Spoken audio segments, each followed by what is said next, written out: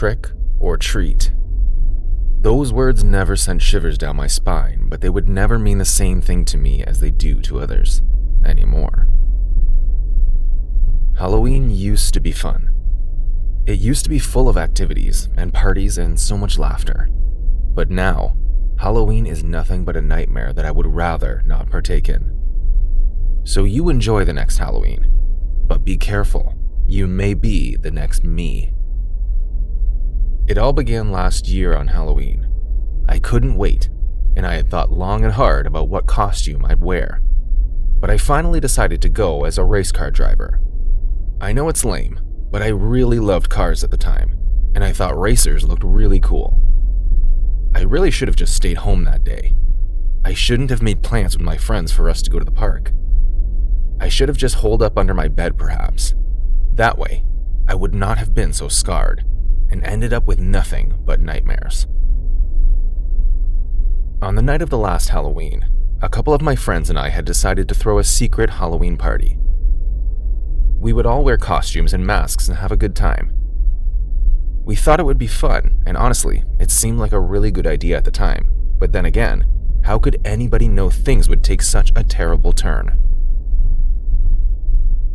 On that fateful night, my friends and I arrived at the party and we were all in high spirits. A few shots of alcohol in us, and we were free spirits enjoying the atmosphere. However, we were trespassing and having an illegal party at a public park at midnight, but no one cared. It added a lot to the fun we were having.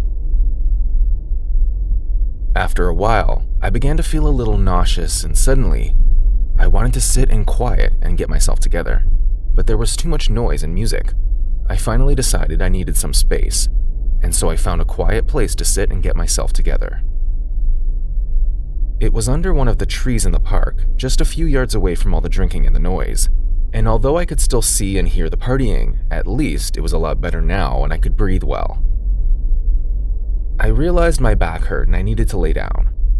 My head was aching badly and I was not even sure how I would go back home.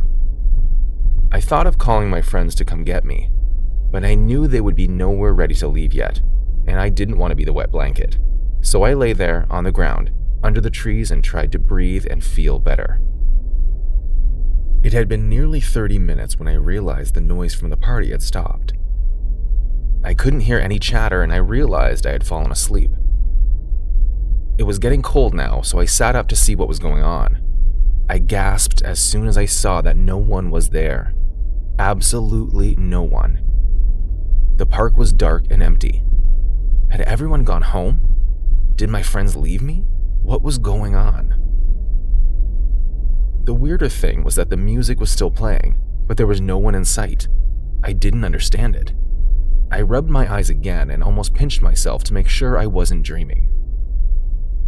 I struggled to get to my feet, and as I approached our party spot, I realized there were some people lying on the ground unconscious. I rushed to one of them when I felt a strong hand grab me from behind. I screamed and kicked, trying to break free. It was really dark and the person seemed to be wearing black gloves. In my attempt to break free, I bit into the hand of my assailant, but I didn't feel flesh. It was almost like I had bitten into a hard surface, but before I could scream again, I felt something heavy at the back of my neck, and I slipped into unconsciousness as I felt my body being carried. I woke up in a strange place, and my headache was even worse than before. I managed to open my eyes and adjust to the dim room when I saw that I was not the only one that was there.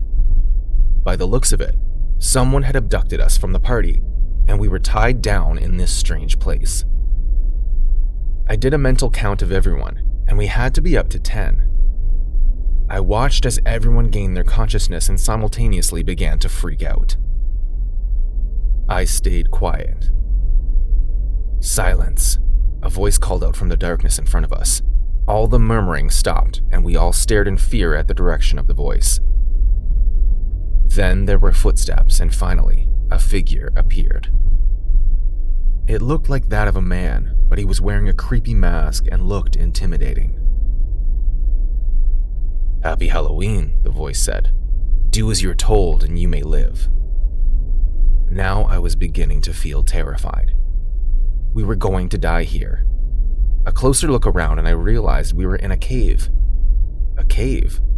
Where were we? Understood, the masked man thundered, and we all nodded in fear. He walked up to one of my friends and knelt by where she sat. The girl looked terrified and had already begun to cry. Trick or treat, the man asked simply, and confusion fell on everyone. Was this some sort of prank? Was this part of the party? Did one of my friends put them up to this? I'm sorry, what? The terrified girl said.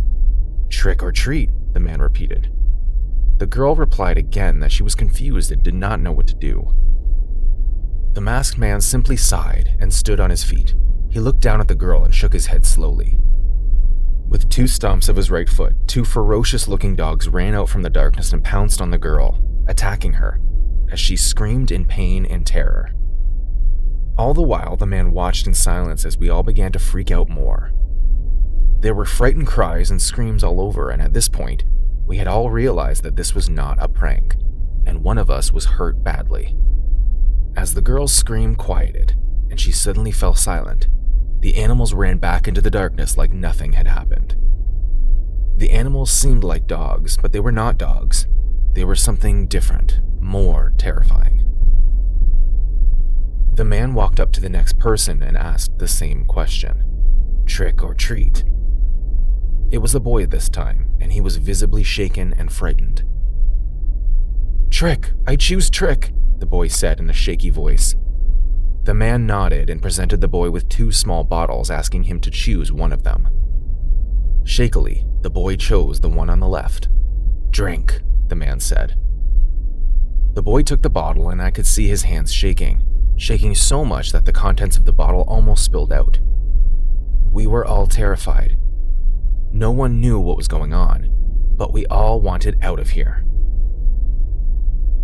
As the boy downed the content of the bottle, he placed it back in the man's hands and the man nodded again, standing back up and staring at the boy. It took about 5 minutes, but suddenly, he began to cough and his eyes began to turn red.